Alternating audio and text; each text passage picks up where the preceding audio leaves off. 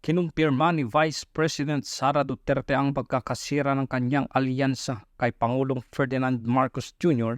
sa pamamagitan ng pagdiin na nilikha lamang ang UNITEAM para manalo sila sa 2022 eleksyon.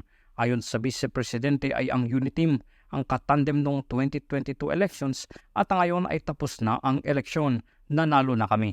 Nagpapasalamat kami sa aming kababayan sa kanilang suporta sa tandem ng UNITEAM noong 2022.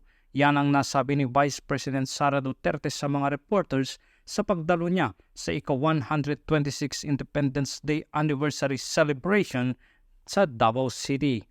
Nang tanungin kung wala na ang UNITEAM, sinabi ng Vice Presidente, hindi na kami kandidato.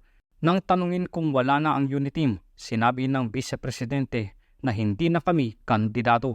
Nagsimulang lumabas ang mga bitak sa UNITEAM noong 2023 nang ang pamunuan ng Kamara ng mga Kinatawan sa ilalim ni Speaker Ferdinand Martin Romualdez, pinsan ni Marcos, ay tinanggalan ng titulo bilang Senior Deputy Speaker si dating Pangulong Gloria Macapagal Arroyo. Tugon ni Duterte sa pamamagitan ay ang paglisan sa Lakas CMD, ang partido ni Romualdez.